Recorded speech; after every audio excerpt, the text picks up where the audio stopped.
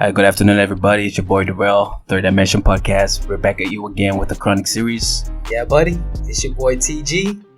TDP all day. All day, baby. Yeah, we are here. The official, baby. The official first episode. Yes. Dude, I'm so damn excited.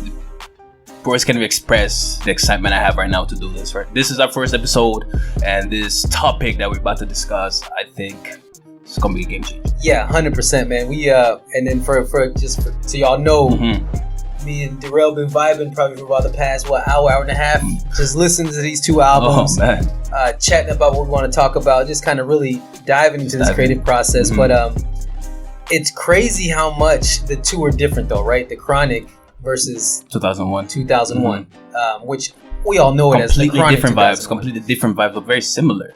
I would say, you know, like especially with the political aspect of 92, the Chronic 92. Do you want to dive into right now, like Little Ghetto Boy?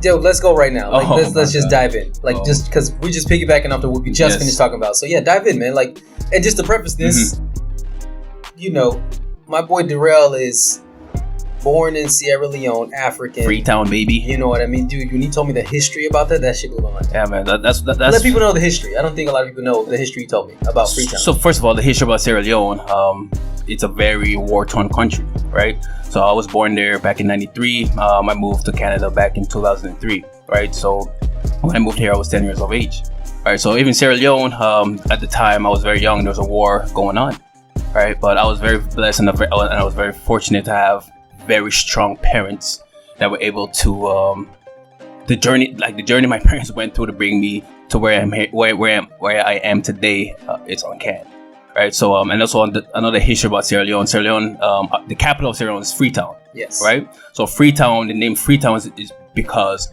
it's where all the free slaves were freed. Right. So that alone is a very powerful sentiment to me. You know, just. That gives me goosebumps, yo. You know what I mean? That's your hair. Your blood runs with that history. Yo. That's history, amazing. You know, so that's why this song, "The Little Ghetto Boy," it really hits home.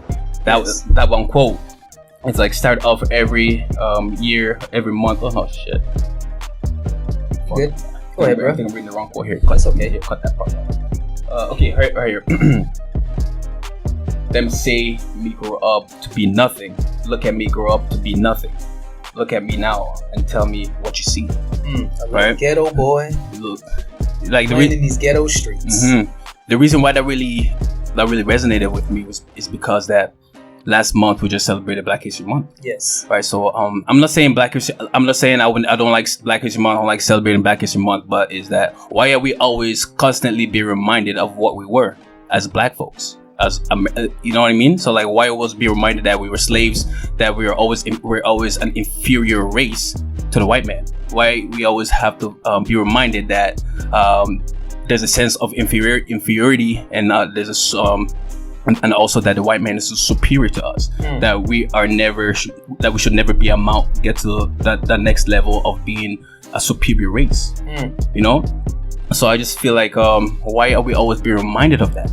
Why can't we be reminded of what we can be and of what or like the journey of where we can get to as a unit, as a culture, or even as a unit? Yeah. You know. Yeah. So I think when I was listening to the Little Ghetto Boy, that really resonated with me. I feel like we should be reminded of how of the journey that we took to where we are. And also trying to bright a light about our history instead of just, because Black History Month for me, I think it's a very dark month. Yeah. You know what I mean? Yeah. So and also for us to kick off every year, be reminded of that. It's just, dude, when you said that earlier, when we were just chatting before we started recording, that shit gave me goosebumps, man. Because you really start to think about it. You know, is shit, man. Why is Black History Month in the very beginning of the year? Like you said, start the year off early to remind you of who you are. And the crazy thing is, man, what I love about this is why I love our podcast, is because the way you feel about it is a very unpopular opinion. Oh, dude. Yes. And I'm pretty sure any other black and brown folks that probably hear what you just said. They're gonna be like, this fool's out of his damn mind. But you know what though, man? But that's the beauty, and that's the beauty of this podcast, y'all. That's why we wanted to do the third dimension, because we want to talk about these things. And the funny thing is, we get into this from listening to the Chronic and the Chronic 2001. But that's the beauty of music, is that, man, like, you get so many emotions, you get so many sentiments, you get so many thoughts, and when you hear their lyrics, you're like, dude, you can hear, you can feel the emotion that they're going through. And I think what makes this so powerful, especially that song, Little Ghetto Boy, especially if you hear the lyrics and you break down Snoop's verses, Dre's verses, I mean, they're pretty much telling stories of living in the ghetto, but almost to the point where, and this is obviously what I think I heard when, especially on Dre's verse, when he's saying, I pretty much was locked up. Obviously, this isn't word for word, but he was locked up.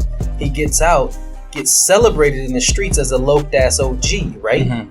So that's a celebration. Versus like, dude, you just hit the pin, bro. Like, that's not something to celebrate. But that just shows you the culture, that we're probably still kind of going on right now in real rough parts. But, and then, he continues to tell the story. And then basically, if you guys have heard of this song before or listened to the album, he ends up getting shot by a 16-year-old teenager. In that verse, he's saying, man, I can't believe this little homie was packing some heat. Yeah. And he shot him.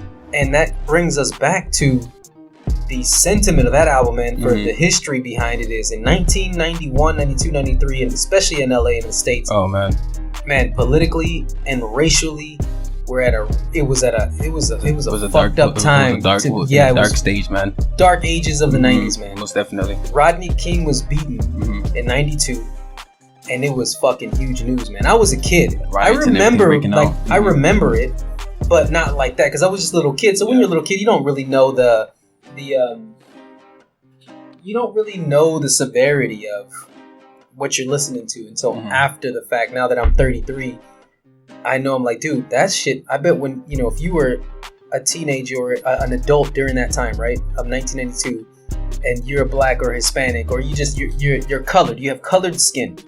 Or even conscious. Yeah, straight up though. And you see that shit happen, and this man was violently beaten on the street, and it's on tape. And then all the riots that happened afterwards. And then at that time too, man, the rise in gun violence was so fucking crazy in the early 90s, right? You had the what do you call it? The war between the Bloods and the Crips. That still goes on today, but in the 90s, man, it was crazy.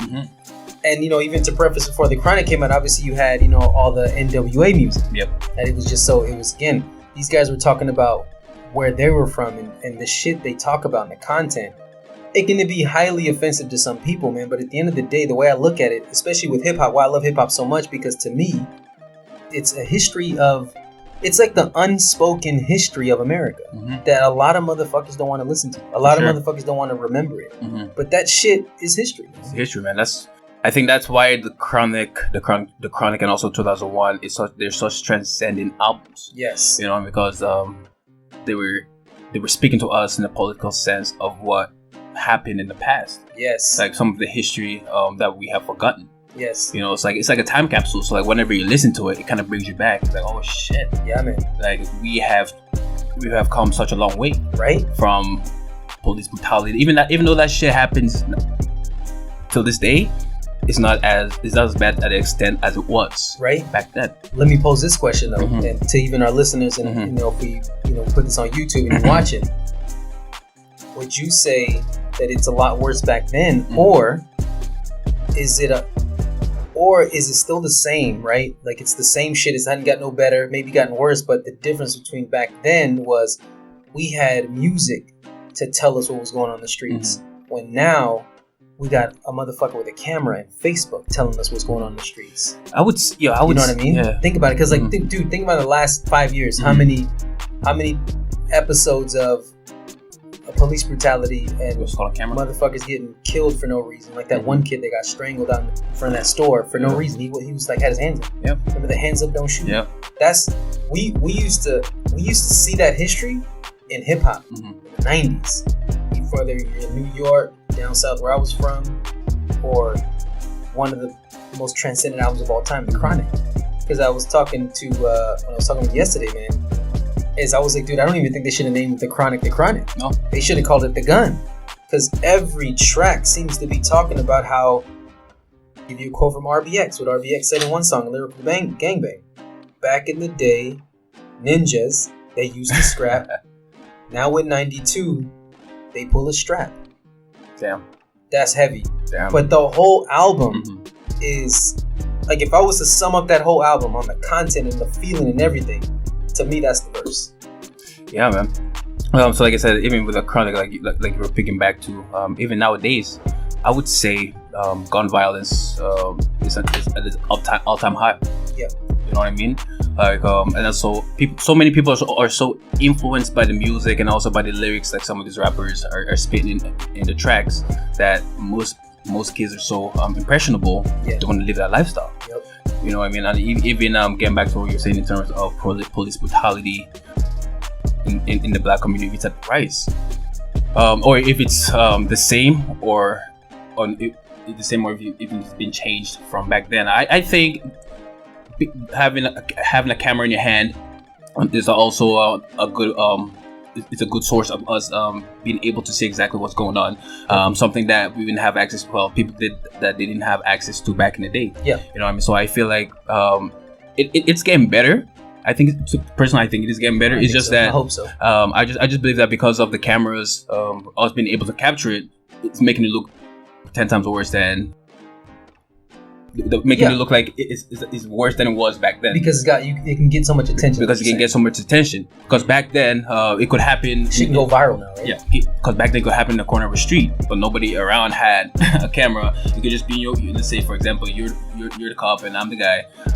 I get killed. I got shot. Whatsoever. Like, there was like no one to record the altercation. Exactly. So that gets brushed under the rug. Yes. But nowadays, being able to record that, an altercation makes it look more, makes it look like right now it's 10 times worse than it was back then. Yes, I get that. You know what I mean? Yeah. No, I feel that 100%, man. Shit, I just thought of a really cool question, man, while you were saying that. Because you're right, man. Now, with the camera phone, shit goes viral. The camera phone era, man, everything so let me looks worse than it is. Right? So let me ask you this, man. Do you think the camera phone era is hurting the art of making music, writing lyrics? Like, you think the camera is hurting, let's just say, hip hop? Because think, back in the day, these guys didn't have cameras like that. Yeah. Right? But so all they could do was rap and write about it, whether it's rap, sing, whatever the case may be. All they had was a pen and a pad, or just their own damn brains, and throw it on a track. Versus now, it's like, they just be like holding the camera. I wouldn't say it's hurting rap or hip hop or anything like that. I believe it's social media that's ruining rap. You know what I mean? Because nowadays everybody, instead of being lyrical and being very in tune with their craft, like we're talking about, they just want something that can go viral. Like, you know what I'm saying? Yeah. Because back then with music and everything like that, like we're talking about, Dr. Dre, he was very passionate. Yeah. Like you can disregarding the lyrics, just the production of the beats and everything like that on the albums. He can felt the passion and the love he had for his craft. You know what I'm saying? And also then when you incorporate the lyrics and also all the collaborations that were on the album. Yes. Oh man. Amazing. You know what I mean? So and also I think that's the thing that I would say that differentiates the music from then till now, and also social media. And like I said, most of these artists, they just want something they just want a hit. Yeah. You know what I mean? They just want to go viral and that's it. You don't get like I think it was Lil Pump. I can't remember which artist it was. They're like, I don't give a fuck about the lyrics as long as it's catchy. That's all that matters. Yeah. All right, but is that timeless? No. Far from like Dr. Dre's just gonna go off track here for a second. You know what I mean? Like Dr. Dre, both albums, like we were talking about before. It could be a guy who has never listened, who is not even a hip hop head. It could be a guy who is probably an R&B guy, rock head, whatsoever like that. But he has such inspiration, not even inspiration. I would just say timely lyrics. Yes. That if you went up to someone and uttered those lyrics, they'll know exactly. Quotable. You know what I mean? Like memorable. You know what I'm saying? Like, ain't nothing but a G thing, baby. Come on, man. Yo, you can go up to anybody and like, yo, bro, do you know which artist? Which artist that lyrics from? Yeah. And Or which song that? Be like, oh, you know, I think it's Dr. Dre, like Dr. Dre or Snoop Dogg or somebody. You know what I mean? That was like my really preppy voice, by the way. But yeah, no, you're right though, man. Very cool. And I wrote that in my notes about both albums. What they shared was very quotable openings to hit songs. Quotable openings, quotable hooks. You know what I mean? Yeah, man. They were, and to